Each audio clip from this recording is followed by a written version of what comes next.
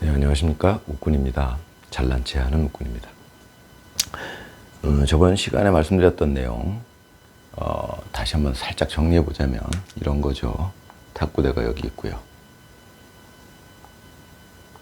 위에서 본 그림이죠. 내가 공을 여기서 이쪽으로 주고자 했을 때, 이쪽으로 주고자 했을 때는 내가 공을 주면서 내 위치는 중앙을 기점으로 해서 이쪽으로 이동하게 된다. 왜? 주면서 이동하기 때문에 시간이 좀 많죠. 왜 이쪽이 되느냐? 자, 상대방은 내가 공을 이쪽에 줬으므로 여기서 이걸 타격해서 이쪽으로 보낼 수는 없다 이겁니다. 여기는 탁구대가 비어 있으니까요. 자기 실점이니까. 그러니까 맥시멈 공이 오는 지점이 여기밖에 안 된다는 거죠. 그러니까 여기에 있게 되면, 만약 여기에 있게 된다 그러면 여기는 남는, 중복되고 여기 오지도 않을 곳에 내가 자리를 잡고 있는 것이죠. 그러니까 내 위치가 여기가 돼야 되고요. 여기 있을 때는 이쪽에 뒀을 때 이렇게 상대가 이렇게 공격을 하게 되면 여기까지도 커버가 가능합니다. 이것은 사실은 지금 선수들이 치는 뒤에서 칠 때도 사실은 마찬가지예요. 좀 뒤로 가더라도 이 위치를 내가 줄 때, 공격을 할 때 미리 이쪽으로 옮길 준비를 하게 된다면 시간적 여유가 생기겠죠. 자, 이것은 선수들은 반드시 알아야 됩니다. 자, 이걸 아는 선수들은 아마 지금 거의 없는 걸로 알고 있어요, 제가. 아무도 모르죠. 중국 선수 마찬가지입니다. 모르고 있어요. 자, 이것은 알고 나서 이제 많은 연습을 통해 몸에 배도록 하면 됩니다. 내가 이쪽으로 상대방 이쪽으로 왼쪽으로 줄 때는 내 위치는 주면서부터 저쪽을 갈 생각을 하고 저쪽을 대비를 해야 돼요. 이쪽은 안 옵니다. 예. 그런 말씀 드렸고요. 저번 시간에. 오늘은 그러면 이제 탁구에서 그 서브 얘기를 좀 이제 글쎄요 해볼까 하는데, 우선 그 아마추어들이 착각하는 부분이 이런 게 있죠.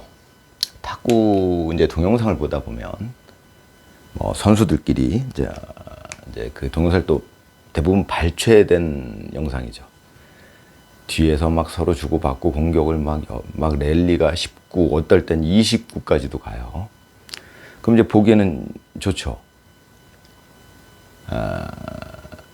그러니까 이제 뒤에서 공격 서로 주고받고, 선수들 정말 잘한다. 뭐 이런 이제 감탄이 나오게 되는 장면들. 이제 그것을 우리가 어떻게 이해할 것인가. 이제 여러분들은 이제 선수들은 이 부분은 아마 생각해 봤을 거라고 제가 알고 있습니다. 제가 말씀드리는 여러 가지 중에 이 동영상이 선수들을 타겟으로 하고 있는 이유가, 선수들이 대부분 모르는 내용들을 제가 말씀드리고 있고, 그건 지금 중국 선수들도 마찬가지고 모르는 내용들을 주로 말씀드리고 있고, 이제 그 중에는 선수들은 이미 알고 있는 내용이 될 수도 있죠. 자, 이 내용은 선수들이 이미 알고 있는 내용일 수도 있어요.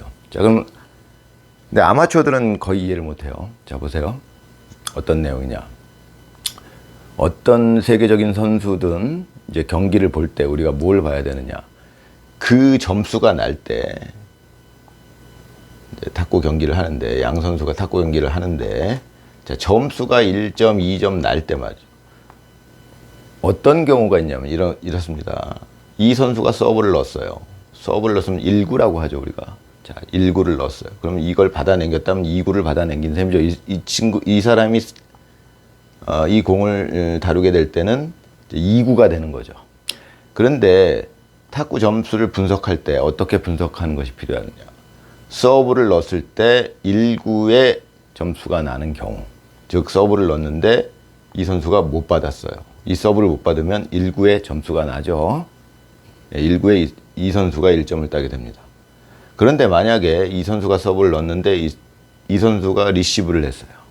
리시브 한 공을 이 선수가 못 넘기면, 자, 2구째 점수가 난 겁니다. 마찬가지로 서브 넣고 리시브 했는데 제3구를 공격해서 점수를 냈어요. 그럼 3구에 점수를 낸 거죠. 우리가 뭘 생각해 봐야 되냐면, 탁구가 이렇게 점수가 날 때 아까 말씀드렸던 명장면들 있죠. 발췌된 장면들 막 19, 29씩 하는 그런, 보기엔 좋아요. 그런데 19를 넘어가는 그 랠리가 경기에서 나오는 그 퍼센테이지가 얼마나 되겠느냐. 이거 반드시 알아야 됩니다. 그 얘기는 뭐냐면 1구, 2구, 3구, 4구 4구 안에 랠리가 종료돼서 점수가 누군가가 가져가게 되는 경우가 80% 이상이에요. 한번 이제 유심히 그 동영상을 보세요. 이제 발췌된 거 말고 전 경기를 보시다 보면 쉬어보면 알죠. 1구, 2구, 3구 안에 점수가 나는 경우가 80%, 나머지 10구 가는 거는 이제 그 중에 20% 정도밖에 안 된다 이거죠. 우리는 선수는 연습을 할 때 뭐 물론 뭐 그런 기술이 바탕이 돼야 되겠지만 우리는 그런 개념을 이해하고 연습을 해야 되겠죠.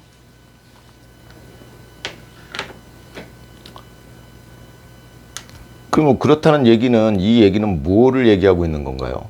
네, 그건 서브의 중요성을 얘기하고 있는 겁니다. 서브의 탁구는 거의 서브 게임이죠. 서브에서 끝나요 게임이. 네. 오죽하면은 탁구는 처음에 전에도 말씀드렸지만 서브를 만약에 랠리와 똑같이 여기에 내 테이블에 먼저 바운스 되게 하라는 룰이 없다면 여기서 바로 여기를 이렇게 치게 했다 그런 룰이었다면 예, 탁구는 거의 2구 안에 다 끝날 겁니다. 자, 그렇게 되면 재미가 너무 없죠 경기가. 그래서 경기를 어느 정도 랠리를 진행시키기 위해서 룰을 좀 개정했죠. 중간에 탁구 역사가 뭐 한 150년이 채 안 됐는데 안 됐다고 하는데 룰을 개정한 게 일단은 뭐 개정이 아니라 처음부터 이렇게 룰이 처음에 이제 탁구가 생겨날 무렵에 그렇게 해보니 게임이 성립이 안 되니까 애시당초 룰을 만들 때 서브는 내 테이블에 먼저 한번 튀겨라라는 룰을 만들었죠.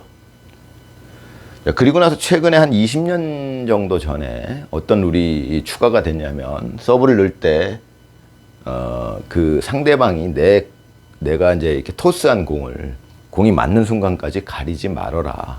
그러니까 공이 맞는 순간에 예전엔 팔뚝으로 가리는 기술이 있었죠. 즉 공이 내 라켓에 닿는 그 순간을 가립니다. 그러게 되면은 이제 그런 룰이 20년 전에 이제 그러지 말아라라는 이제 룰이 생긴 이유가 뭘까요? 서브가 너무 강력해요. 탁구는 서브를 넘기지 못하는 경우도 너무 많고요. 자, 보세요. 서브를 넘겼다 하더라도 일단 서브라는 게 얼마나 중요하냐면 탁구에서는 서브를 넣게 되면 상대방이 못 넘기면 무조건 제 득점이 서브 자체로 득점이에요. 그런 경우도 굉장히 많이 나오죠.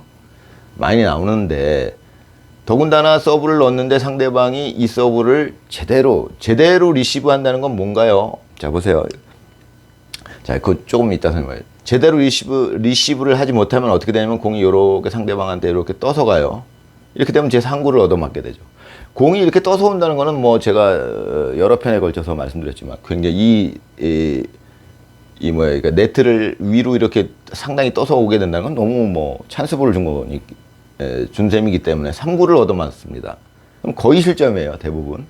어쩌다가 이제 건져내기든 뒤로 가서 이제 건져내기도 하는데 그래서 탁구는 보통 4구 안에 거의 점수가 납니다. 그걸 잘 생각을 하셔야 돼요. 게임을 잘 치려면은 그 서브가 중요한 거예요. 그럼 서브만 중요하냐? 리시브가 또 중요하죠. 저는 개인적으로 탁구에서 가장 어려운 게 뭐냐? 리시브라고 생각합니다.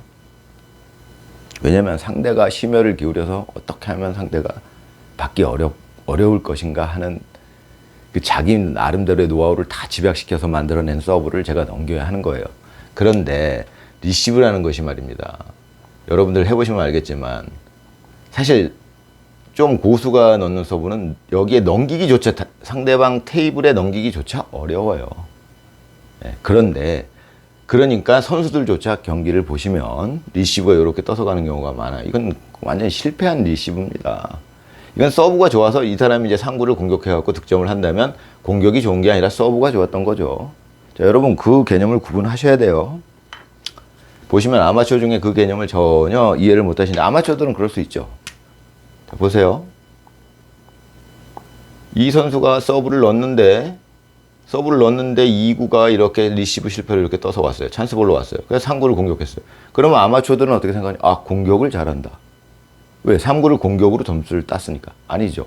우리 선수들은 어떻게 생각합니까? 처음 서브가 좋았다. 이 선수의 리시브가 망했으니까. 자, 이런 걸 파악을 해야 되겠죠.